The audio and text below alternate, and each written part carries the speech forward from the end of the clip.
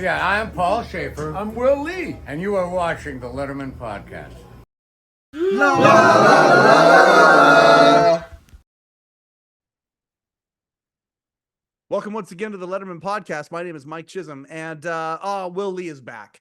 This is so cool. I love the fact that some of these folks that we've connected with we're having them back. We're returning guests, and it's a different vibe. Not that I don't prepare for when they come back the second time, but I prepare in a different way. We do a lot of good conversation here. We talk about Fab Faux a little bit, and the fact that Jimmy Vivino is a member of Will Lee's Beatles band that has been going for like almost 3 decades. It's crazy how long they've been doing that. Jimmy Vivino, of course, part of Conan O'Brien's band. We talk about Love Rocks, the benefit that Will and many other people, both in the Letterman universe and in the music universe that he's a part of, raise money to feed people in New York, and they raised $4 million with Love Rocks. We talk about that. We talk about some other Letterman moments. We talk about some of the things that Will has not been credited for. And boy, is it hard to ever ask him, because he has been he was a studio musician for so long, and he has played, like, he's the guy who plays on a lot of very, very famous pieces of music out there, uncredited. And I tried to get out of him as many as I could, that songs that he played on. And then we get into, he's had a journey when it comes to substances in the past. And we didn't talk about that the first time he was on the show. But we spent a little bit of time talking about that today, and it's powerful. It's really cool. I think if you watched him the first time, if you ever met Will Lee, and you realize the disposition he has, and the level of freshness that he has towards this world, the perspective, the gratefulness that he has, the energy that he has, I think that we have found the secret sauce to it. And we talk about that in this episode. I just love doing this show. Thank you so much for all of the support that we've received so far here at the Letterman Podcast. Please join the Facebook group if you like. I will try and find other ways for us to build the community. Right now, we're building the community there. And like, share, subscribe, all that crap. In the meantime, please enjoy this incarnation, the return of, without further ado, the return of legendary, world's most dangerous band, and CBS Orchestra bass player, Will Lee. Oh, he's got his tasty beverage. More on beverages in a moment. And it's really good to see you, my friend. How you doing? I miss you. It's good to see you, my dear friend. What's happening? Right back at you. I got to tell you, after the last time you were on the show, righteous anger from people came out at me, from a very small minority, but very vocal, about how we talked about Fab Faux. We talked about all these things that but we didn't talk about how you and Jimmy Vivino are connected. And Jimmy said the idea, we never made the connection that two of the great late night musicians are in a band together, and we never, and I was chastised for not mentioning that. Does that sound like a coincidence of some kind? Because there's even more of a coincidence than that previous statement. Yeah. Okay. Well, Jimmy of course, the New York studio scene and the playing, musician scene is kind of it's a small world, a tight-knit little community. And just as luck would have it, Jimmy lived in my building.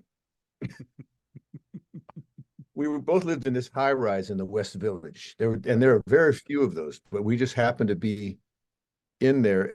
Other people that lived there were B.B. Buell. Yeah. I don't know if you know who that is. She was the mother of Liv Tyler. Wow. Anyway. Yep. Jeff Ross, the great guy, the great comedian who, his genius comedian who does all the great roasts. Roasts of the world, yeah. For Friars Club comedy, whatever. Yep. And so we were all friends, everybody in that, because we keep banging into each other, and Jimmy, when the idea came to me to do a Fab Faux, it probably would never have happened had I not had the ability to corner Jimmy Vivino in elevator rides after our prospective shows that we had just finished taping. Yeah. Letterman for me and Conan for him. Yeah. right? So, it happened enough times that at some point he realized I was serious, because his first thought was, no way. Why would I want to do a Beatles band with anybody? Yeah. And then it occurred to him that I was really, really into it. And he finally broke down. I finally broke him down after about 4 or 5 elevator rides with the same rap. Beatles or die. Anyway.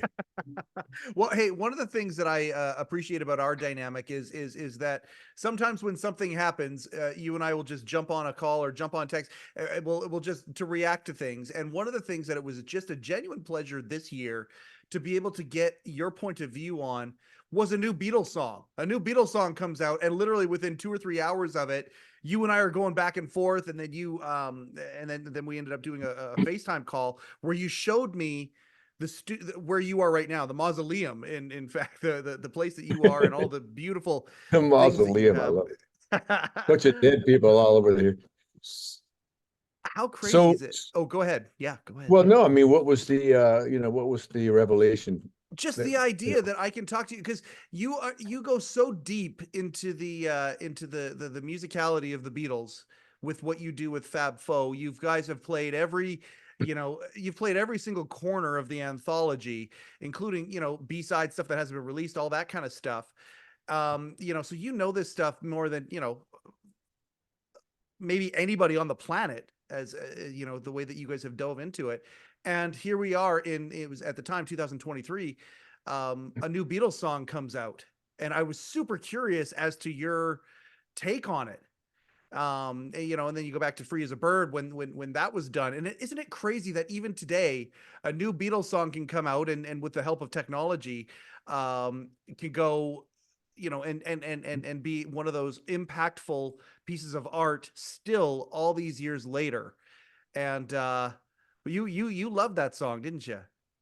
The new one, Yeah. I liked it. You liked it? I mean, to me, it wasn't really a Beatles song, if you know what I mean, Yep. because when those guys collaborated, there was a lot of push and pull back and forth, gentle, persuasive editing for the Yeah. other guys' ideas, and that didn't happen on this song. And it seems like you could take any one of John Lennon's demos, and there are many, many left to play with, Yep. really, and call it a Beatles song if you want to. But really, it's somebody else's idea besides John's of what John's song should sound like, So in a way, I don't know if it really feels Beatley to me or not. It feels produced Yes. for sure, and that doesn't really spell Beatle to me necessarily. The fact that you can do all that producing and stuff, and I think the producing part of it was designed to maybe save it and try to turn it into a record, because really it was just him at an out-of-tune piano, Yep. just sketching out something, and it's great that he did record that many things. And there's a lot of bootleg stuff out there that you can hear John's, sort of basement tapes on, When That's I just first one heard of it, go ahead. No, I was just saying that's just one of the many. They chose that one. I guess I'm not even sure why, but anyway. Well, I think it's because it was the one that they tried to do when the anthology came out with Free as a Bird. That was the left Right. track. That was the one that they That's had right. tried to do. That's why there were parts. That's why there were some George. Yeah. Okay. Now I remember now. Yeah, that's right. Yeah. Yeah. Yeah, so they did all collaborate, but I love how the point of view, like watching Get Back, Get Back, watching the push pull that you talk about, where they really are wrestling, to the point where George leaves and comes back, and they're wrestling, they're putting everything into it, they're standing up for the things that they kind of believe in, whether it's the musicality or other, and yes, you're right, that translates to the music, doesn't it?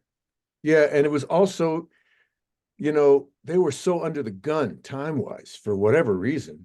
Yeah. The clock was ticking while all those fast decisions were being made, but they were used to, working it out in sort of like they didn't want to drag it out. They wanted to get to it. So they had they had developed this great method or methodology of I kind of already know what you're going to say, so I'll skip my first sentence that I was about to say and jump to the one that you're going to answer to. Yeah. With a creative solution for an answer. So yeah, those guys had, they were like a school of fish in a way. They were just like, one guy would turn and the whole school would move, kind of. In Fab Faux, is there any of that when you're coming up with how you're going to present a song and you're No, going we through- fought like maniacs. No, it's this way. No, it was, the fun part was spelunking, getting inside, like, because we didn't have like the YouTube isolated tracks and stuff that you can find now. Mhm. So we did all these weird things. Like we found out about a thing called oopsing. Does that sound familiar? No, what's oopsing? Okay, oopsing is not, oh, I just made a mistake. Oopsing is out of phase stereo. So you would jam your headphone jack into your music source, if it was a Walkman or whatever it was at the time, and you would jack it over to the side. And we destroyed many playback units doing this. And when you did that, you would hear everything that was mixed like right up in the center, as opposed to the left track or right. You'd have to start with a stereo track. Yeah. But then when you did that thing, you pulled it out slightly and cocked it over to the side, you would hear an isolated everything in the middle of the mix, straight up and down in the middle at 12 o'clock. Yeah. Right. And that way we got a chance to discover a lot more details than you would if you just heard the left track or the right track, side of the stereo image. So we did every trick we could manage. In fact, we thought we had figured out, the first song that we learned was a song from Abbey Road called Because. Yeah. Beautiful vocal piece that John wrote, right? Because the world is round, it turns me on, right? All that stuff. Yeah. So we, in our best, with our best knowledge and ears, tried to voice it a certain way because we had 5 guys. So we tried to make it so like one guy had the low part and the blah, blah, blah and the thing. Yeah. And then when you did that, you thought you heard certain movement within those 5 things, right? Something moving around here or there. But what ended up happening was there was a lot of skipping over another vocal to get to, at least we thought there was. And then we ended up revoicing it when we were able to hear it more isolated later on in our life. Yeah. And then we actually voiced it a 3rd time when another guy came in and said, "Oh no, you guys are doing it wrong," and we trusted him, so we revoiced it yet again. So we kept like trying to get it right, and kept tweaking away at it and whacking away at it till we it starts to sound a little bit more and more like authentic. Yeah. How long have you been doing Fab Faux now? We started in 1998, so we're like 26 years in. Wow. And okay, is the camp, there's a band camp coming up. Is that all of you? Is that just you? Is that That's all of us. Yeah. yeah. All of Oh, us. that's Yeah. fantastic that you do the band camp thing with Fab It's Faux. called Magical Mystery Camp. It takes place up in the Poconos, Yep. a place in Indian Hills, New York, at a place called Full Moon Resort, and it's really, really fun. And we did it for the first time last year. I thought, oh man, first of all, deer ticks. I don't want to poison ivy. Oh, all the hello, Marta, hello, Marta, all those things that can happen at camp. I fear the most. Oh, I'm never going to get any sleep. And it turned out to be the greatest. It's so much fun. Yeah. The food is great and the lodging is great and the people are hanging. We're all hanging with our audience and our people and people that want to learn about Beatles stuff. And it's super fun. And we get to do a couple of concerts during that 4-day thing. And it's all levels of musicianship. Everybody's welcome kind of a thing, right? Oh yeah. Yeah. We have like sing along kind of stuff and all that stuff. It's really fun. Oh, that's incredible. Yeah. So 20, You're coming? 26 years. You're coming, Oh, right?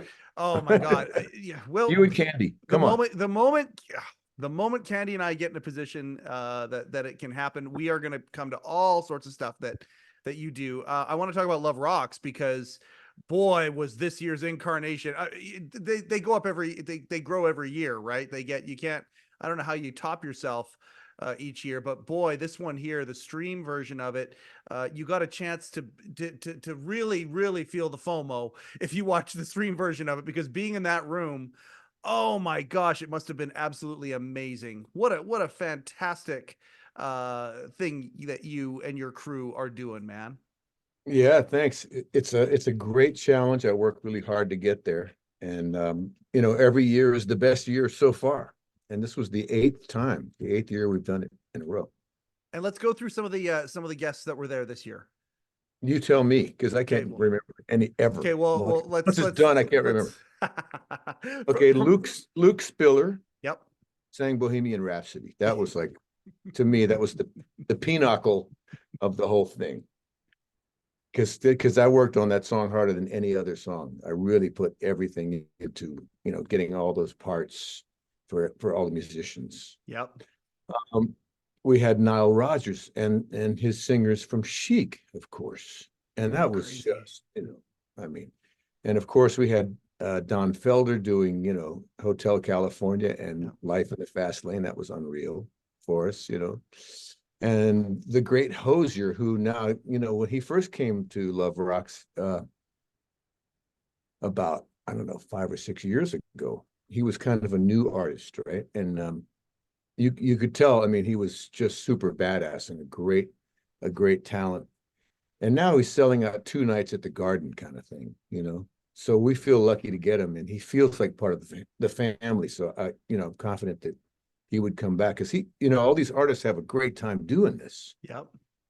We make a bed for them, because I work for 4 months to get the band in shape, to get all the parts in shape, so that when they walk in, it feels like home. It doesn't feel like, oh my God, this is like, I don't know, I'm going to miss the words because I'm so distracted by the way the band sounds. It's nothing like that. So, it's just ends up being really fun, and the cause is so great. It benefits an organization called God's Love We Deliver here in the New York area, where they just feed just thousands of people every day, with all these volunteers going around giving custom meals to people who are too sick to leave their homes. So, and I think because of the purity of why we're doing it, it just, everybody just drops any trips they're gonna bring into a room. Not that they would, but some people are notorious, and you kind of walk in, you kind of expect to have your guard up when they show up, and you don't, because they just drop all their garbage at the door when they walk in, if they had any garbage to begin with. We all have some. Well, speaking for myself. Of course. And when you find something where you actually see something being accomplished, there's a lot of charities that are out there where the goals are, I don't know, for lack of a better term, ambiguous, because you don't necessarily see the work that's being done. Like again, you go back to Dave and the programs that Dave has always supported, like the World Food Program. You can see the results of what they're doing directly. Habitat for Humanity, they gave away the marquee. No brainer. Lately. Yeah. Like you actually know see what it is, being right? built. You know what it is, and this organization, like you said it yourself. You see thousands of people being fed who would not have been fed or fed, the same way, because of this organization, and people they rally around that. Yeah. I think there's a feeling in the room when you walk in. Absolutely. When I watched the arrangement of Let's Go Crazy that you guys did, where you kind of slowed it down a little bit. Oh boy, Joss Stone was there for that one. Yes, and indeed. It was Trombone Shorty's arrangement. They're funky. Okay. Yeah. Yeah. So, Shorty is just, I can't say enough great things about that guy. He's just got everything. He's got the greatest talent and the greatest attitude, and he's just really fun to be making music with. And that was arrangers with trombone in the title. That's interesting how there's a couple of good ones that are out there. Hey man, can I call you Trombone Mike? Sure, absolutely. What's that like? Still searching for 7th position. Yeah. No, it was incredible. And Conan, how about that? Conan, Oh my God, what an opener, right? What a Right? show. He comes out and just, I listened back to it and I can't believe how beautifully he's singing that song. He's doing caught in a trap, Elvis, Yep. and I can bring out. And it's just like nailing every note. And he's supposed to be a comedian, but he's such a music guy, under the hood, that when he brings that out, it's just like astonishing. Absolutely. He's a Yeah. flat out old school variety player. I mean, he's got so many tricks up the sleeve. Yeah, just such an amazing event. Do you know how much was raised from it? Oh, go ahead. You say what you're Four gonna say. We'll million, get to that. $4 million. And I Jesus, was going to Will. say, the four comedians that we had were just out of control. Great. Tracy Morgan was there. Yep. Yep. Conan, you mentioned. Marty Short was like the unbelievable. He was just wailing. He was on fire. And of course, the great Jim Gaffigan, who always makes me laugh again and again and again. A lot of the people you're mentioning, and you think about this, it felt in some ways like a rock and roll Hall of Fame type reunion, because the band was that tight and it was that together. The show was so good with the collaborations. And I think that when you watch some of these award shows, the Rock and Roll Hall of Fame probably being a chief example of it, but the Grammys as well, and others, where the magic to me is these collaborations where you have the strange alchemy of putting different musicians together, singing something familiar from one or another, or a tribute to somebody else, and they all put their stamp on things. That alchemy is such a beautiful thing. But then you have, like, the people that you mentioned, a lot of them have Letterman ties, deep Letterman ties. You think about a guy like Marty Short or Gaffey, and then Conan, Dave of course. Grohl. David Grohl. Dave Grohl. There you go. There are so many of these people that have all these Letterman connections as well. And it felt like anybody who was a fan of what you guys did with the Rock and Roll Hall of Fame, or anybody who was a fan of the musicality or the comedy, for that matter, of Letterman, would love Love Rocks. And Well, it's just, going back to those sort of beginnings or roots for me, as far as my schooling about how to do this, everything I know about doing the Fab Faux or doing, musical directing for a thing like this, all came from that guy whose statue is behind you there, Paul Schaefer.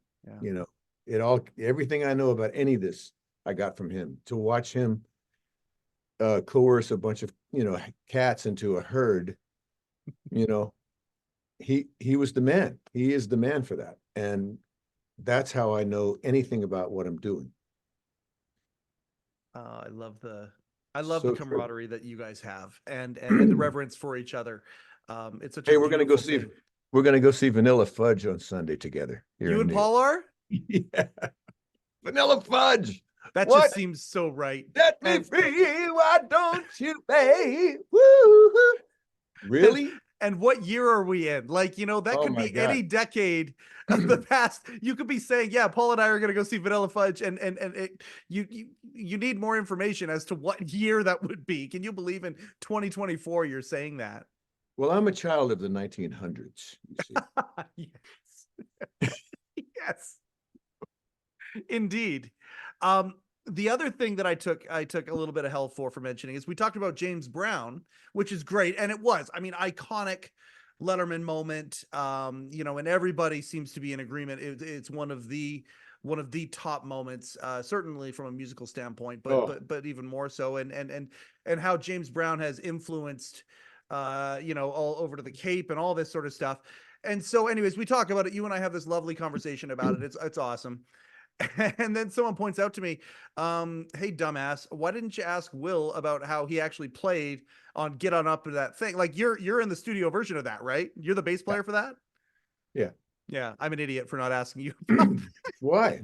I mean, there was no credits on the record. Well, okay, so that's the thing that's really interesting. And I would like to talk about that with studio musicians. Like, it's funny, you and I will talk back and forth sometimes, and you'll tell me about like a 16-hour session that you just did, and you laid down, like 11 tracks or something like that. Like, it just insane amount of output. That happened to you a lot going through your career, like even at late night. Like, you'd go 4, 5, 6 hours, whatever, at late night, and then you'd be back in the studio either before or after that, Usually playing both. on, well, there you Yeah, go. Yeah. in the beginning, because those are the years where like the studio scene was really, really, on fire here in New York City. Yeah. And it's specifically, you would have had to have been in a New York City or a Los Angeles, or maybe to a certain extent in Nashville or Chicago, but mostly those two towns were turning out stuff all day and night. Yeah. So the opportunity to make some music was really nuts over here, and it was really easy to do. Not just like, well, LA is sprawling, right, and there's traffic. Yeah. New York, all the studios are really close together, up mostly in Midtown. So Yep. you could easily take a session and jump over to the next session without like any gap of time in between. So that way you could fill your book up with like just 5 to 8 sessions a day. If it wasn't for Letterman, before Letterman, that's what I was doing. Yep. And then It you was get your, crazy. but and you did it during Letterman too, right? Like especially late night. You were very busy doing that, right? I did. I kept going until the thing sort of fizzled out a little bit. I just want to show you one thing really quick. Hang Please on do. for 1 second. Absolutely. We were Whatever you just like. talking about a guy, and it's the best of all possible worlds, I must say.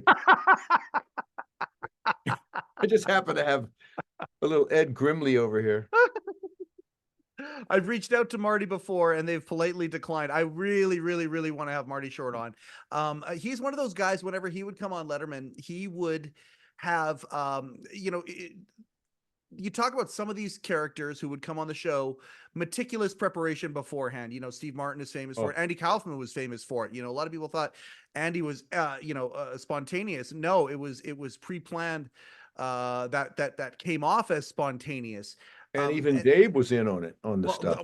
absolutely. Well, Dave, that's the thing about Dave, is that very early on, the host does not like surprises, but don't worry, he's going to make it look like he's surprised, or he will react in a way that just is. Listen, I always bought it, because I was like, that moment with Andy Kaufman and Jerry Lawler, I just almost, I almost crapped in my pants, man. It was like, that thing in your heart when you see a disaster happen, Yeah. Well, that's what it felt like to me. And it's funny, you and I haven't really talked about this so much. I've talked about it a little bit on the show. So I have this eclectic kind of amount of things that have happened in my life. One of the things that I've had is I've had a charity professional wrestling promotion. Okay. I'm a financial planner by trade. Many times you get to a certain level, you want to give back to your community. Most of the time, financial planners do like a golf tournament or a walk or something. I'm a different cat when it comes to that stuff. So a buddy and I decided to kind of take a business model, or the model of a golf tournament, and wrap it around a professional wrestling event. And we did it, and everyone laughed at us, and then I'm laughing now because it's there you go. It's very funny. Well, the event goes on, and then we raised $16,000 for the Children's Hospital locally in one night. And people are like, oh, well, okay. And wrestling fans are extremely loyal. And so immediately my phone starts ringing. When's the next show? When's the next show? So we kind of did a spring show and a fall show every year for about 6 or 7 years. And I got into the professional wrestling business per se, even though it was a charity endeavor, but I kind of got known in Western Canada as a guy who could promote this stuff and do well at it and be in the black every time. We raised over $250,000 for local charities, and it was a lot of fun. So because of that, I got invited to a fraternity called Cauliflower Alley. And I learned all about how professional wrestling works through that process. So I go to Cauliflower Alley, and the first year that I'm there, one of the first people I run into is Jerry Lawler. And so me, and my knowledge about this stuff, right? And people are wanting to talk to him about all these things. And I'm like, Jerry, can I please talk to you about Andy Kaufman for a while? And we talked, and we had a really good conversation. And then there's another manager by the name of Jimmy Hart, the Mouth of the South. He and Jerry and Andy, they ran together for months in the South. And in pro wrestling, you have to learn. It's like when you're on stage and they're playing Let's Dance, and it's like, okay, now we got the framework and a whole bunch of, the vocals are done. Now we're just going to have people play. They're going to solo and solo and solo, and we're going to play freeform, right? That's how the best professional wrestlers are. So on the stage that night, Jerry and Andy didn't necessarily know what they were going to do, but they just kind of went by feel a little bit. And one of the things I want to have Jerry on here, but he had a stroke last year, and I feel so bad for him. We were just talking about getting him on here, and he was going to talk all about it, because a bunch of that was just by feel. And it was so funny because he's a wrestling promoter. And when Kaufman jumped out of that chair and started swearing at him, Lawler inside, he's, sitting there no-selling it, but he's thinking, you idiot. This was the most perfect thing in the entire world. We were perfect, but then you started swearing, and now they're not going to be able to air any of this on TV. And all he was thinking about was the moment was perfect, but he looked at Andy as somebody that he was training. He had his arm around him, and he was trying to school him in the business. And you never swear, because that'll get you kicked off TV. And that's all he was thinking about when that was happening. But Dave did know there would be some physicality to it. Even Jerry Mulligan, who produced the segment, he had no idea what they were going to do, because they didn't really know what they were going to do. Dave just knew something was going to happen. And so it was very interesting listening to Jerry's perspective on that night. It was that's interesting, because there's all these pros at work, and with bringing their own approach to this scenario, right? Yes. Andy being like the guy who's really controlling it all, right? Yes. And not by only giving away this much information, just enough so there can be this element of genuine surprise from guys who, even though Jerry Lawler, is a wrestler that knows about rehearsing all the moves and blah blah blah, Yep. but he also is not a comedian, so he doesn't know about the that part of the what's required to get the laugh, or to get the Yes. get The reaction. that thing. Yeah. So the comedian's things are smaller things, I would imagine, more minute details, where the wrestler thing is big, right?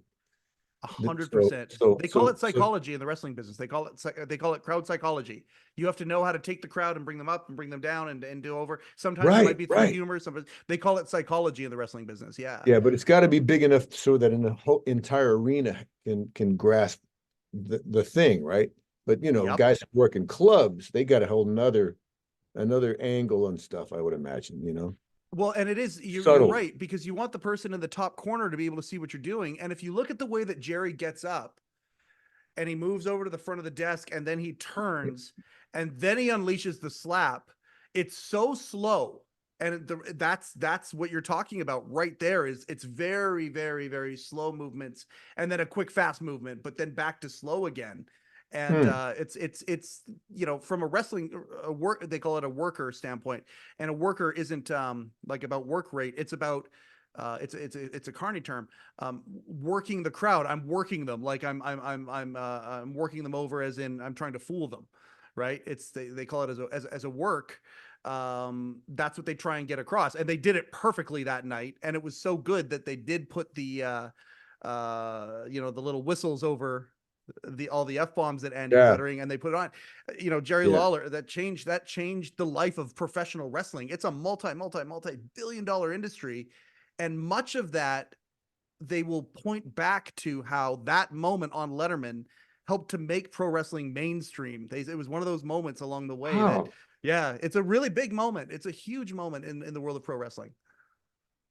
I sort of feel like we're like Penn and Teller giving away magic tricks by talking about these inside. Here's how it's done, you see. First you get the outline, and then wild. But to go back to Marty for a second, Marty was one of those guys.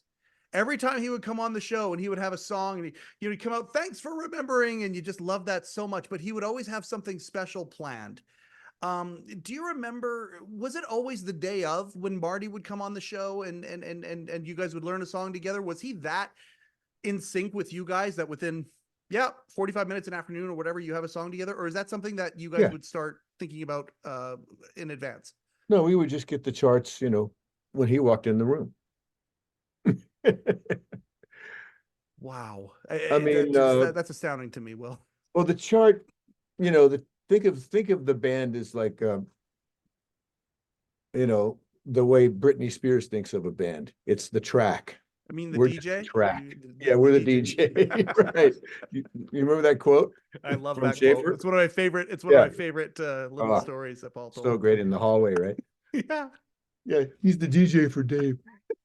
Um, PJ Paul. kind of is. Anyway, in this case, we are just, imagine that, the song form is laid out, and it's, there's a verse and there's a chorus and there's a thing. But up until that moment, a guy like Marty who has been rehearsing with a guy like Paul at a piano and working out the shape of the arrangement and all that stuff. Yep. He's having to imagine what we're going to do. So he's ready for us when we do what we do, even though we've never done it before ourselves. We're just reading a chart, and the notes are there, and the dynamics are written in, and we all kind of have a slight comedy sense by this time, so we can just a little, just a we know little. how to get in or out of the way, kind of thing. Yes. Make it small, whatever needed. Yeah. To go back to the charts again, to go back to one of the things we said earlier, you don't even know when you're a studio musician like that, you're going from studio to studio. You did a good job kind of painting that picture. You end up playing on a hit and nobody knows it. I mean, how many times has that happened in your career? Like, okay, James Brown, that's arguably one of his most famous songs. It's certainly stood the test of time above many of his other ones where it'll show up in movies and things like that. Now you played the bass on that one. As a studio musician, is there a certain level of, I don't even know what you want to call it. I don't know if it's ego or what it would be, but is there a certain level of just not giving a shit that your talents are being played on something that might be played, might go number one? And nobody knows it because at that time they didn't have you in the liner notes. Was that ever a thing, or was that just the way it was and you just came up in it and that's just the way it is? Well, you know what? I mean, at that point, credits were a thing that would, and I know that lyrics started with the Beatles. Lyrics on album covers started with Sgt. Pepper. Yeah. But credits, credits were kind of a new thing, and a lot of people were doing it, but not everybody. So you didn't, and the funny thing is, I was just looking at a Phoebe Snow record today, and record that one of the first things I did with producer Phil Ramone, and Phoebe had these tracks, and we're recording, and you sign a form to get paid by the union and all that stuff, a W-4 or W-9 or whatever it is. And I guess I was kind of trying to be official about it, so it ended up on the credits. And this happened on a few albums that I worked on. It came back William F. Lee IV, or in this case, William Franklin Lee IV. And this one I just was noticing today because I had to take it out because I'm about to do a blurb about this one song called "No Regrets" from Phoebe's second childhood album, and it says bass Will Lee IV. It's that's you screwing around in the studio. That's just how you signed the form that day. Is that what that is? I guess I probably was on the. And my name is, I used the name Will because when I first got to New York, Spike Lee's father was Bill Lee. He just passed away within the last year or two. He was an upright bass player. Oh, you're kidding me. A very well-known jazz bass player who played with a lot of people like Odetta and Peter, Paul, and Mary and stuff. And just in the jazz world as well. He got a lot of folk gigs for his prowess on upright bass. Yeah. But I would get his checks and he would get mine at the union once in a while because I was Bill Lee when I first came to New York City. So I decided to change my name anyway. That's backstory. No, this is backstory. This is the hard-hitting arcane knowledge we strive for on the Letterman podcast. This is the stuff that I love that stuff. Boy, that is Spike Lee's dad. Also, a bass player. But just the upright. That is. Do you play upright string bass? No, can't do it. Hey. No, I leave that to the pros. Believe me, you don't want to hear me try. I've tried a couple of times, but it's cumbersome. Yeah. Those things are huge. Yeah. Well, and also try to get it on the subway. Yeah, that's why they call it the doghouse. That's the nickname for those things. The guys who play it, because you see them like. On New York City streets, just wheeling this thing up and down the streets, going to sessions, and it's like, wow, that's a pain. What a pain in the ass. I love the sound of it, Oh, Oh, obviously sure. the most gorgeous, natural sounding thing. And guys who can really play it, like this guy, Christian McBride, is coming to town next week. I'm thinking about taking one of my nights off to go see him. I mean, the guys that really play, Ron Carter and those, the real guys, man, when they play, it's just like heavenly, it's just so great. So I don't see myself ever, I don't want to start over again. So I'm going to stick with the electric bass for a while. Yeah, I think you found your niche on that one. So back to the credits for a second. So, okay, so credits weren't really a thing. They were showing up and then the union stuff. Okay. But at the end of the day, I just want to accentuate this. A song that gets played millions of times to make millions of dollars might have been you, and you've got paid a couple $100 to be that guy that plays on this track. Let's talk about some of the tracks that you played on that maybe people don't know about. Well, I would feel sorry for myself about what you just said. Before we get into that, I was just thinking about like the Motown guys, man, the guys that sat in this little, this little pit, the snake pit, every day, just turning them out. And in the case of the bass player on those all the big Motown hits, you name it, you got the Temptations and the Four Tops and the Supremes and just Smokey Robin, everybody that was doing Motown hits and getting hits from doing what these guys sat in a room doing. And there was a guy, the bass player was James Jamerson, and he would just, in my opinion, and maybe I'm prejudiced because I play the instrument that he played, electric bass, he defined those songs with his incredible ability to be creative and come up with a fresh thing for like sugar pie, honey bunny. Underneath that, you don't boom boom boom boom boom boom boom boom boom boom boom. That's and then the next tune you're going to hear is you're going to hear Bernadette or something by the Four Tops, and that's him. And you're going to hear like What's Going On, doom doom boom boom boom. Yep. Are you kidding me? Yep. I mean, he's creating like on the spot, and just for like, I don't know what were they getting, $50 a day or something? I don't know, some ridiculous salary like that, and uncredited.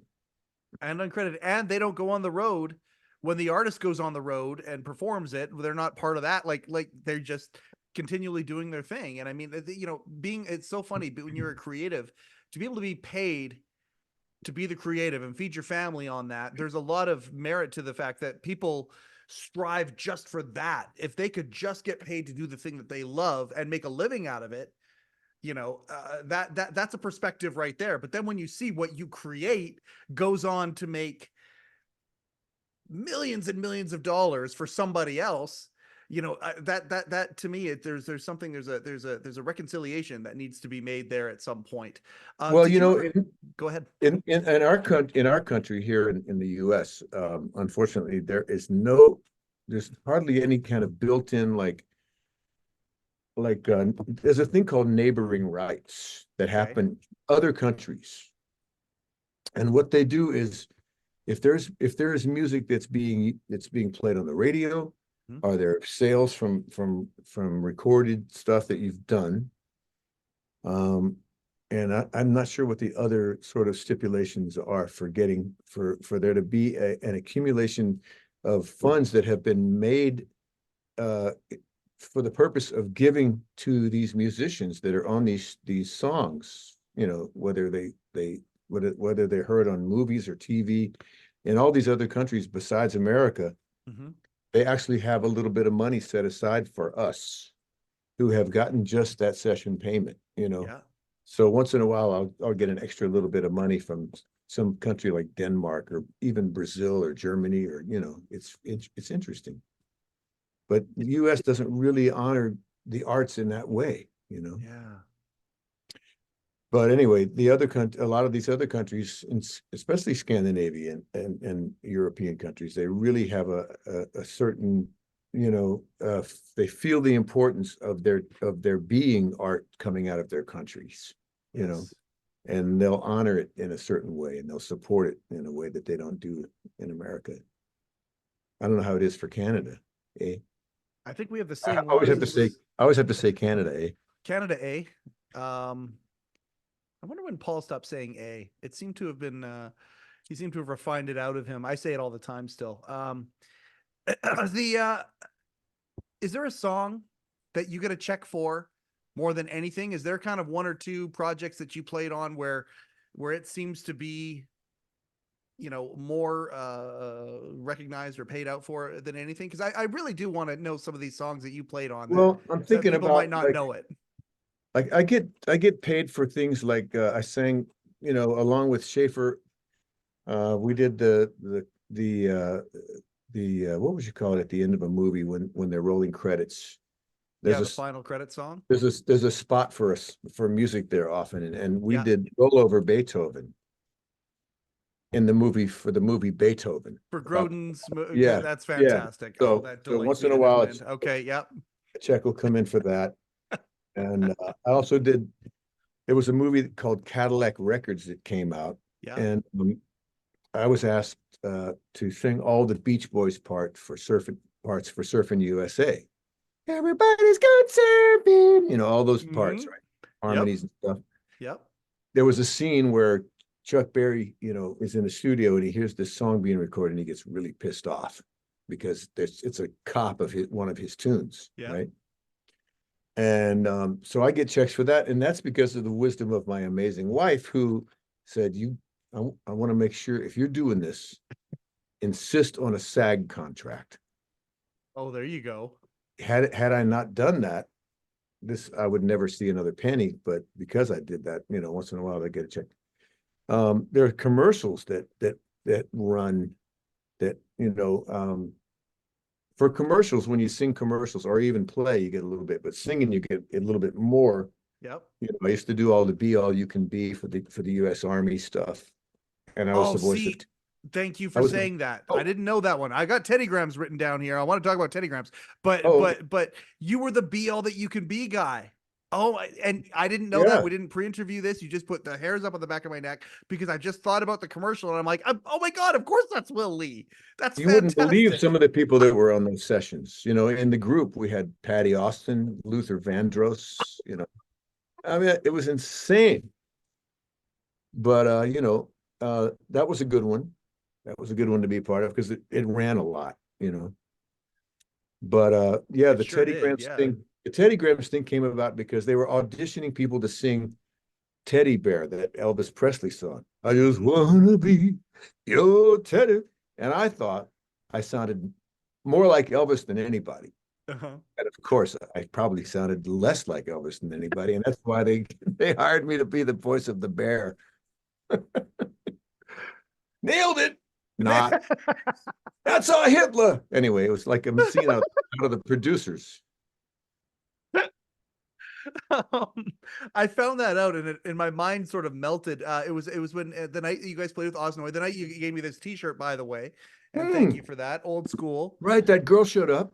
That girl showed up. And her father was the producer. I think it was her. I think it was her. Yeah. And oh my God, he was a part of that. And she brings up the Teddy Grams thing. Like we're in the green room after the show, and she was talking about Teddy Grams. I'm like, wait, what the? So you know the whole Will story. singing that. Like it's click, click, click, click, click, and then you told the Teddy Grams story. What? Yeah, that's I love being able to kind of throw this stuff out there. Anything else from like Barry Manilow? I know you played on Barry Manilow. Like I know you. Yeah, these are all credited things. Most of these things are credited. Okay. One thing that's interesting that I guess I could talk about at this point. It's been enough years. Ricky Martin had a big hit called She Bangs. Yes.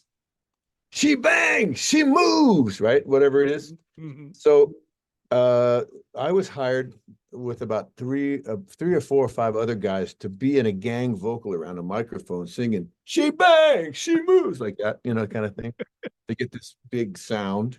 Yeah. And the producer kind of had great ears, and he kind of heard something in my voice that he asked me if I would stay after everybody left. So I said, yeah, what's up? And he goes, well, I'd like you to double Ricky Martin's part because, he's on the road and he can't come in and do it. So I swear you can hear my voice louder than Ricky Martin's on that record. There you go. And I told Ricky this, and he was like, "Yeah." I don't think he grasped quite exactly what happened. I He was love very hearing nice. that. Did you Anyway, ever have a guest come on the show and perform who you performed on the original record? But you're in the CBS, the well, World's Most Dangerous Band or the CBS Orchestra. But here comes this act as a featured guest, and you're one of the studio musicians on their album. I think it's happened more than once, but the one that I can think of right now is Cher came on and did "I Found Someone," which was kind of a hit. Yep. It's something that Michael Bolton wrote, and I went in and I had played bass on that. That's fantastic. And Yeah. are you thinking that when they're starting to perform it, or they're coming in to perform that, you're like, hey, yeah, I played on that? Like, is that, or is it just gone because there's so much? No, it seemed normal. Yeah. Okay. Doesn't everybody? It was just such a New York thing. It's just like everyday New York thing. I really enjoyed having Harvey Goldberg on. Oh man, I loved his interview with you. Oh, it was so good. I'd like to have him back on again, because now that we've kind of built a rapport and all that, I want to ask about, because he really did a good job shining the light on how that show, again, and you and I have talked before. Like, I believe there's so much meat on the bone when it comes to the musical performances on particularly on Late Show, late night as well, but it's a different animal. Late Show's musical performances. You guys did such an amazing job of blending, and Harvey did a good job of explaining how you guys would blend the idea of the live performance, yet still able to incorporate the elements of the studio experience and put it together as one presentation. The audience doesn't know. The audience at home, what they see is what they think that all there is, but there's so much in the background that's been added to that performance to give it that little extra oomph. And that must have been a unique sort of thing for you to see how that kind of worked, because behind the scenes of both studio and live, and it's just really cool how you guys did that. Well, you think about what music is made out of, and it's parts, right? There are parts. Yep. And there are parts. And parts is parts. And you play. If you're in the studio, it's a very controlled environment. Yep.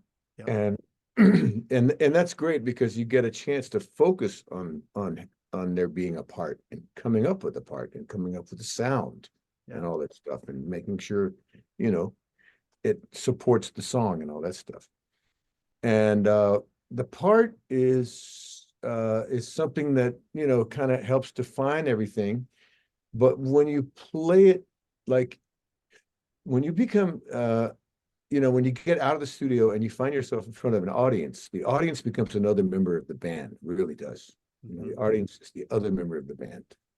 And they give you something, giving you some energy. They're giving you something that you can't get in the studio.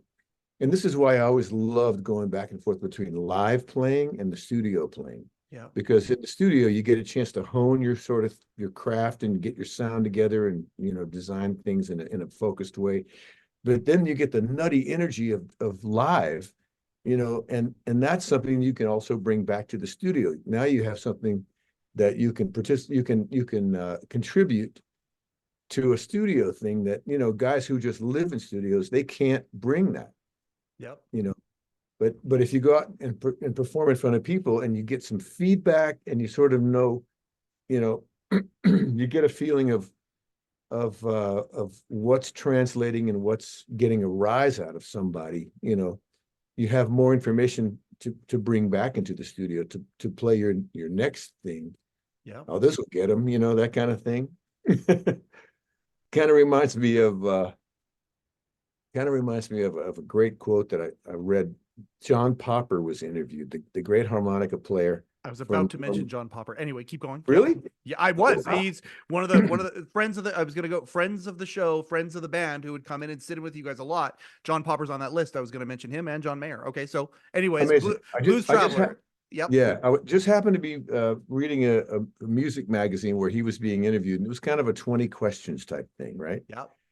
And I don't know if I've ever mentioned this to you before, but I was really taken by this one question that was out of the blue. The guy said to John Popper, "Where does music come from?" And John Popper I'm quoting, I'm paraphrasing. Well, as my music teacher, Arnie Lawrence, once said to me, the only honest music a human makes is when a baby first cries. As soon as he gets his first hug, it's all show business from that moment forward. It's so great. Right? Oh, Oh, I it all mean, melts into each other. It all inspires each other. It all, there are very yeah. few new ideas. There are So very few. that I like, yeah, that's so a that great. so Yep. seeing what an audience responds to helps you play more um, accessible stuff in the studio. Yeah. There's a reason why Green Day is as popular as they are now as they were when I remember when their first indie, I think Kerplunk was their first indie. I loved them when they were on the indie scene. It's simple in the sense, but it's so Oh, catchy yeah. and it's so so many people. It's so accessible. I guess that's the word for it. It's great. Billy has a real great sense of theatrics. I Yes. think that's really something that really works for those guys. And I love the sound of his voice. Yeah. And and they're great guys. They're just brilliant. It's just like a perfect threesome, those guys. Oh yeah, the personality that they have is just it's in their music. Like when you see them on stage, it's like the personality that you hear when you're listening to it becomes personified. Like they are one. The sound and their antics or whatever you want to call it, their presentation is the Beastie Boys are like that too, and I mean, I'm not saying they're necessarily as simple as Green Day, but Green Day, one of the things I love, I've seen them play many times, and I don't know if you've seen them play on a large scale or not, but one of the things that Billy, I don't know if he does it anymore, but he used to do it. He goes, okay, to the audience, he goes, okay, shut up, shut the F up, you do this. Who knows how to play guitar? And you'd see some people in the first 15, a bunch of people put their hands up. No. Do you really know how to play guitar? Do you really know how to play? Okay, okay. And he'd bring him up on stage, and you'd see him whisper something in the guy's ear, and Trey and they would jump in, and suddenly this guy is playing on stage with Green Day. Oh, And it's wonderful. just, it was Yeah. so great to watch that. And then, they'd finish whatever song it was, maybe Hitching a Ride or whatever it is. Probably, I think Hitching a Ride might've been the song, cause it's got that dun, dun, dun, dun, dun. It's got that framework to it. Right. And then the guy finishes and Billy's like, okay, now get off the stage, go do a stage dive, and make him stage dive off. I mean, Oh, what a moment, right? What a moment for, that's taking a chance. oh, absolutely. And I I adore just that. I just read Dave Grohl's book called Storyteller. You have to read it if you haven't I read it, haven't man. read it yet. It's on my list. It's just really a great, well-written book about just things that happened, about his life. And one of the stage dive things caused him to have that broken leg, and he was up on this pedestal for like a whole tour, just Yeah. like Solomon Burke sitting in a chair. Yep. He just was motionless up there, but he was delivering the songs Oh yeah. to stop that guy. Um, Um, there's a modern day musical icon right there. That's a guy who, yes. he gets it. He understands all of entertainment. Did you see when he, I think it was the Halloween show. Kimmel. One of the things I love about Jimmy Kimmel is that he has guest hosts and really doesn't. It's not that he doesn't care, but he allows people to guest host his show and he's not insecure about it. He's fine. And there was a Halloween show, and Dave Grohl was the guest host, and he came out dressed as Dave. Have you seen that? I think I've seen like a little snippet or It's something. great. It's so great. He comes out with like Dave. Even some of the jokes are sort of delivered in a Dave-esque. He's got the big beard, and he's got one of the old school Letterman late night with David Letterman jackets on, and it's like Dave Grohl gets it. He is just, there's a guy who I'm so grateful. Vicariously, I get joy watching his joy as he gets to collaborate with so many of these people that he worshiped, or people who are coming up and worship him, and he does it. He gets it. He's a guy who he collaborates so He beautifully. really, yeah, and he's kind of like so open-minded. He's very limitless in a way. He did a thing. Let me see if I can find it really quickly. He did a thing he does a thing with a super talented friend of his. What's the guy's name? They do a thing. Oh, his name is Kirsten, I think. Okay. Something Kirsten. And they do a thing called the Hanukkah Sessions. And he Oh, did this a sounds version familiar.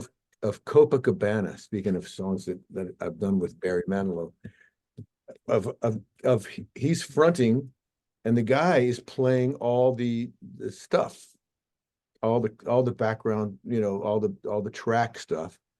And Dave is, I think he's in some kind of a really cheap looking tux, and he's, you can tell he's reading off a music stand because he doesn't know all the lyrics, but there's a lot of lyrics in there. And he's delivering this Copacabana, man. That they do the whole thing, and it was fantastic. I love that. And He just doesn't care. No, he doesn't. Like the DGs, the Foo Fighters DGs album, where it's the Foo Fighters doing Bee Gees songs. Like fantastic. Yeah, Love that. anything goes. He's Any- so into music. He's just so into everything. And I guess one of the things that proves that is when he did Love Rocks. I came up with another, he's talking about the collaborations that we sometimes do with people. I asked him, and I know that he's, got a friendship and a love for Paul McCartney, a friendship with and a love of Sir Paul. So I said, how do you feel about doing, Live and Let Die? And he went for it. And we worked it up, man. We got all the details. We got all the parts. We, slaved over it for a few weeks, got it all together. And he killed. It was really, really, really fun. Do you have a date for next year already? Yes, we do. Do you? Love Rocks is, I think it's March. I think it's the 7th or the 6th next year of March. I gotta get out there for it. I gotta talk to Candy. We gotta get out for that. Like it's Yeah, just March like, 6th. okay. March 6th. And it's going to be at the Beacon again. Yeah. Oh, it was perfect. It was a perfect venue. Yeah, it's really a beautiful place. A great place to play. Everybody, there's a bunch of Love Rocks is on YouTube. You can find the video of the finale. All you gotta do, you know what? Watch the finale of Love Rocks. They were playing Let's Dance by David Bowie. Go watch that and tell me you don't want to be in that room. Tell me the FOMO doesn't just light you up so much about being in that room, knowing Conan O'Brien opened the show, knowing that they have all these amazing moments throughout it, and for the cause that it is. Tell me you don't want to be part of that. I do. Yeah, I do. I want to be part of it. That's good because sometimes when you are the captain of such ships, you feel like enough voyages have happened. The fact that you still have energy for it is amazing.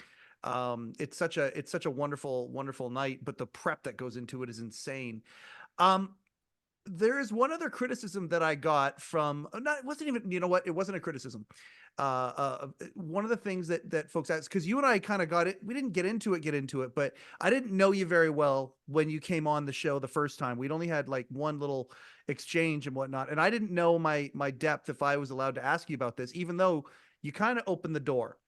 You asked me, I talked about how I love going to concerts and they're like religious experiences for me. And they're transcendent, the communal part, the art, the way that it just enters everybody's, ears and hearts at that moment.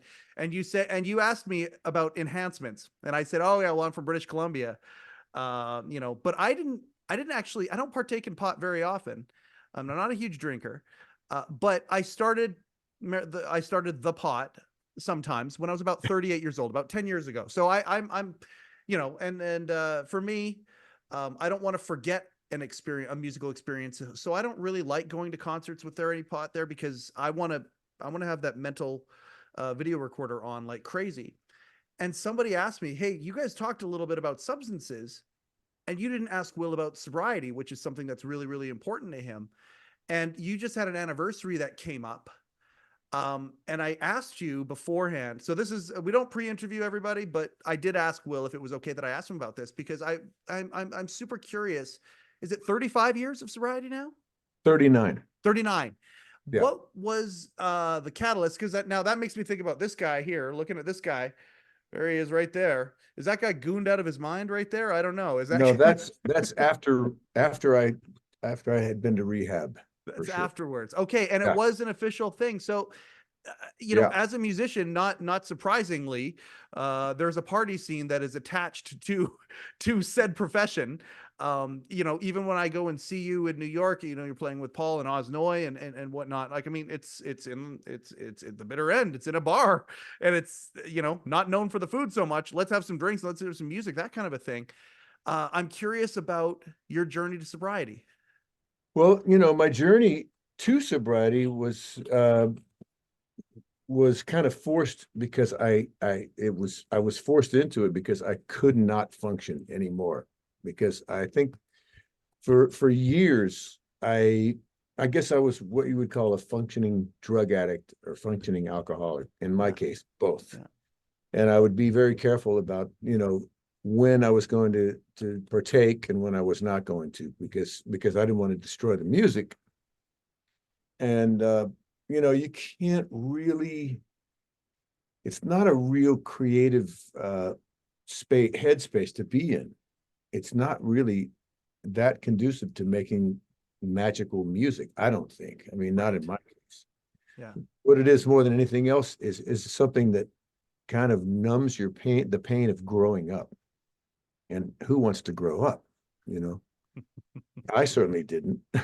And there were certain things that you have to face to start entering into being a grown up that you just may not want to deal with.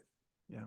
And it's a lot more fun to party than to deal with realities of the pain of growing up, And I really have to hand it to any kid between the age of, like, say 11 and maybe 25 or 30, yeah, who is able to figure out a way to get through those difficult years without doing anything to numb their senses. You know what I mean? So Yeah. I certainly took the cowardly way out, and I was slowly killing myself the chicken shit way. Yeah. Yeah. One hit at a time, one drink at a time. Yeah. And I managed to trick the system for a long time. I would just know how to time it and all that stuff.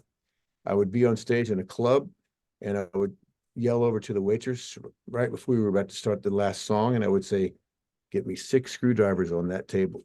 Put them on that table for when I get off the stage. Thank you." Whoa. I would go there. I would go to the table right afterwards. I would sort of beeline for the drinks. I would start hitting it, start drinking those drinks, and I would definitely get through to about number 4 or 5, and I would order the next 6. Then the bar would close, and then I'd go to the after hours place because you couldn't keep drinking at the legal bar. Yep. So you'd have to go to a place where a guy had done time for a cop who was allowed to have an after hours place. Yep. Without them closing him down. So, that pattern worked for a while.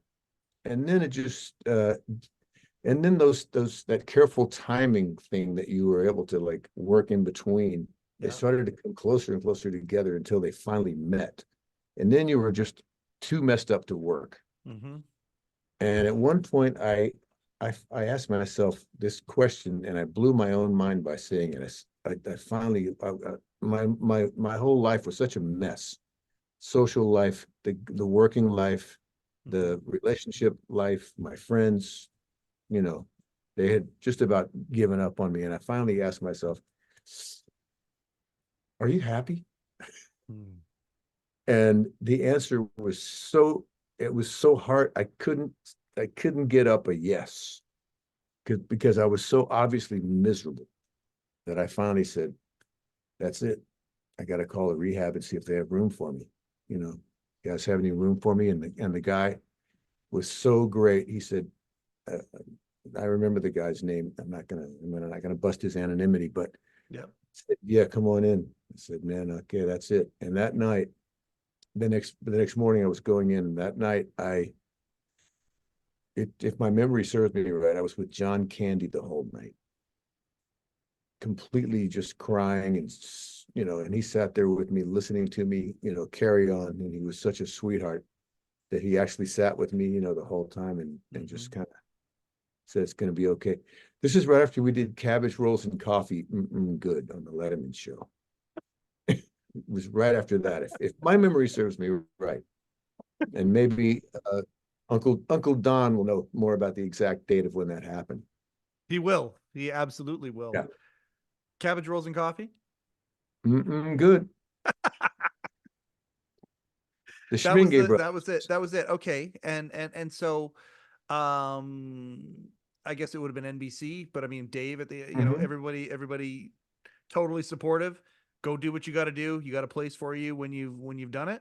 Yeah, that was the hardest thing for me to do because I had gigs lined up and lined up and lined up. So I had to call everybody, say, hey man, I'm sorry, but I just, you know, and Paul was the greatest. You know, we got a sub came in for like the 5 weeks I was out.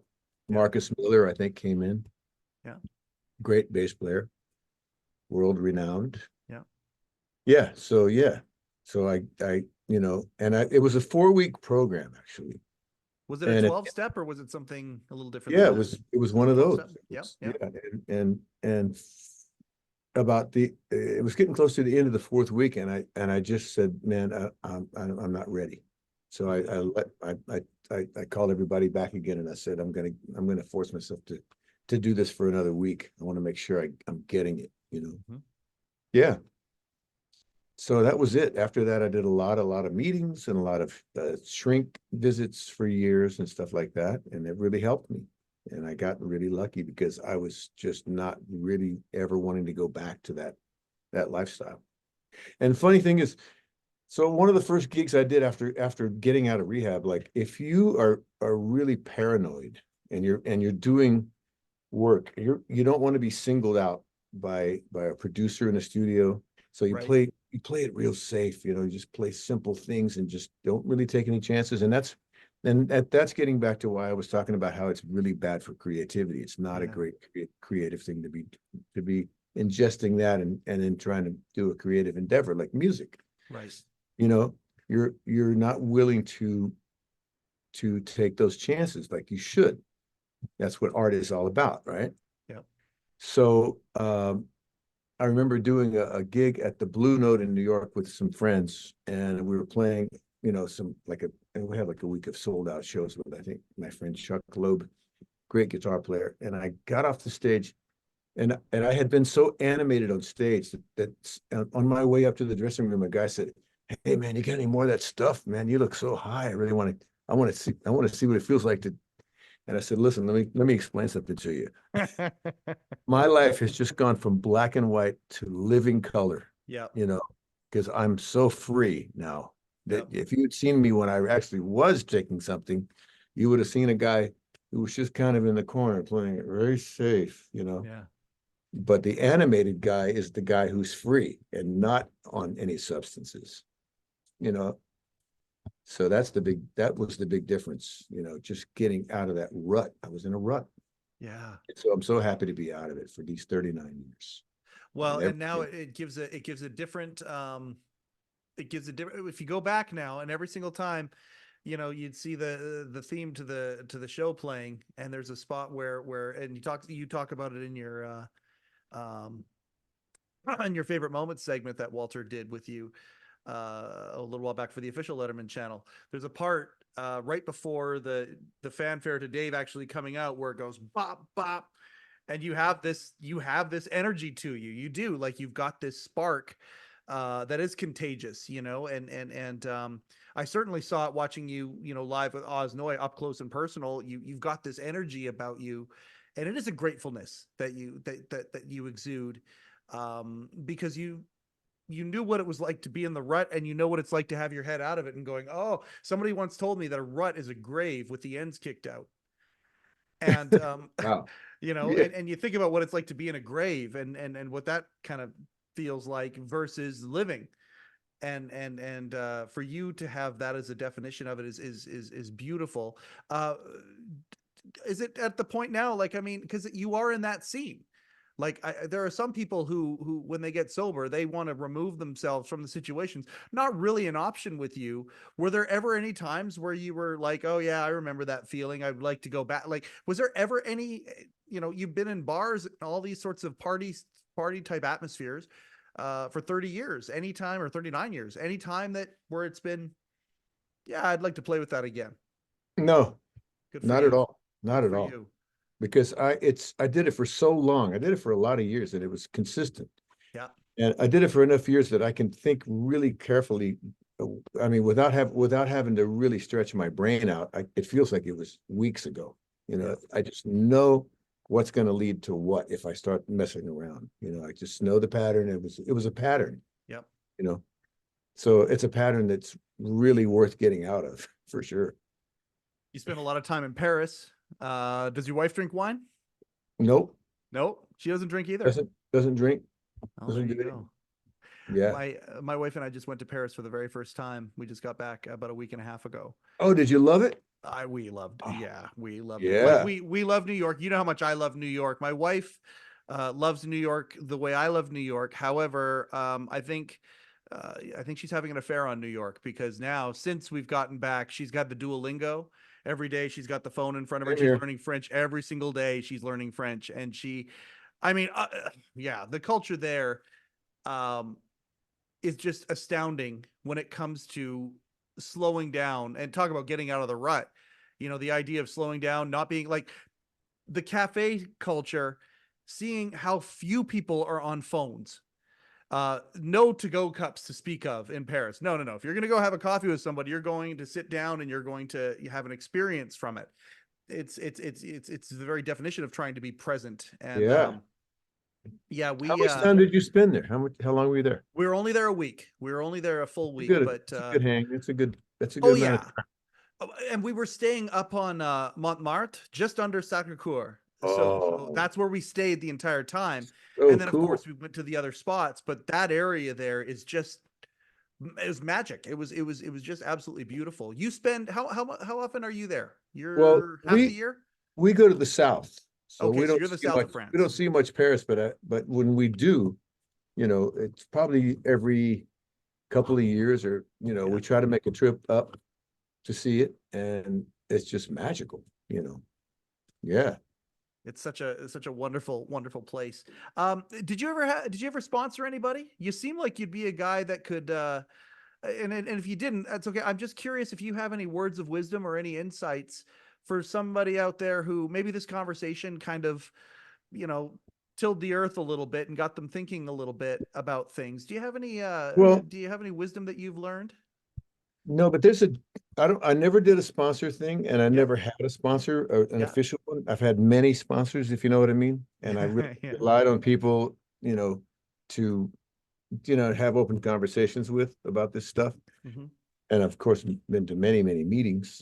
Yeah. But I just want to, the thing that's really different about now is fentanyl. Yep. So if that's not enough reason, you might as well take a pistol with not one bullet of the 6, but like 3 or 4. Yeah. Just spin it and see what happens if you pull the trigger with it next to your head. It's like Russian roulette times 4 or something. Yeah, it's really, really not worth messing around with any of that street stuff. Any kind of. Absolutely. My men's, I have, as you know, I've got a men's mental wellness podcast. That's where, if I have chops at this thing, it's where I got it from. My wife's building her men's mental wellness app. He changed it. I talk about it incessantly all the time, of course. Can't wait to check that out. Oh, it's cool. And it's about to kind of go to the next level. The app is great. There's already hundreds of users every day that use the app and all that, but, and HeCast is awesome. But the roadmap of what they're like, they literally, my wife and her team want to change the world. That's the goal. The goal is to change the world. And obviously part of, men's mental wellness, there's a component to it that has to do with addiction or dependence or whatever you want to call it. So we've had on HeCast a whole pile of experts on this subject, and they're not even calling them overdoses with fentanyl. They're calling them poisonings. Because that's really what it is. It's people poisoning themselves in a way. Like, it's a different deal than back in the day when you're scoring. When you're scoring something now, there is people who have lived. Yeah. We just had a father reach out to us, and they talked about his son who this just passed away this last year. Regular guy, moved into a house with his 3 best friends out of high school. They lived together. They're still together, till 27 years old. One of them got a job, a really cool new job. And so the other two, they went out to celebrate one night. Okay, let's score a little Coke. They scored a little Coke and to celebrate. And that's all it was. Just like they did 10 years ago. Not something that they do often, but that's what they did that night. The three of them lived together. The two of them stayed downstairs because they didn't have to work the next day. The one said, no, you know what? I'm not going to partake. I'm going to go upstairs because I got to work tomorrow morning. He comes down to the basement the next morning and they're both gone. And it just, and you know, regular folk, this is one of those things where that is the stuff that's out there right now, the fentanyl that is just absolutely, it's erasing lives. It's destroying lives and it's poisoning things. It's such an awful time and place right now where there's so many people that are dependent on this stuff. And yeah, that story you just told, it's just becoming too typical. It's just not, it's the norm. It's not an exception as much as it should be. You know, it's really rampant. It's too much. Absolutely. Too much. I'm so grateful that you got out of it. And it's interesting, you know, the parallel with Dave and you know, not telling any tales out of school. If you watch the latest My Next Guest with David Letterman, it features John Mulaney, and it's a powerful piece, entertaining piece as well. It's very, very powerful, but both of them talk about the journey that they went on. It just occurs to me that the timing with you and Dave is very similar. You know, Dave, you know, at the point where he talks about it in the show, I thought I was going to lose my show. And so I knew I needed to make a change, that sort of thing. I just appreciate. Aren't we glad he did? Aren't we all glad he did? Aren't we all glad he did? Yeah. Yes, we are. What's next for you? What do you got going on? You got the band camp coming up. How can I'm going to people go sign up for see, that? I'm going to go see MJ the musical in a few minutes. I'm going to Are go you? have dinner and then go see MJ the musical. Fantastic. You know what? Fantastic. Because Sandrine's out of town. Yep. And she doesn't like musicals, but I do. So I'm going to go see that tonight. I've seen it already once before. Good for you. That's I saw the Vegas show and it was something to behold. I love that music so much. It just and Vanilla Fudge with Paul, which is going to be fun. That's coming up on Sunday. But the band camp, Magical Mystery Camp. Yeah, how do you sign up for that? Anybody June wants to sign up? 25th, 26th, 27th, and 28th. Yeah. And you go to magicalmysterycamp.com and there it is. Oh, right on. Yeah, thanks for I bringing appreciate that you doing this. This episode's coming out tomorrow, so there's lots of time for that. I've already shot next Friday's episode because next week I'm actually in LA all week and I'm going to be seeing Dave. I'm going to be watching Dave at the Montalban, the Ricardo Montalban Theater in LA. What's he doing? So he's doing a show for the Netflix Comedy Festival. It's called David Letterman and the Gods of Comedy.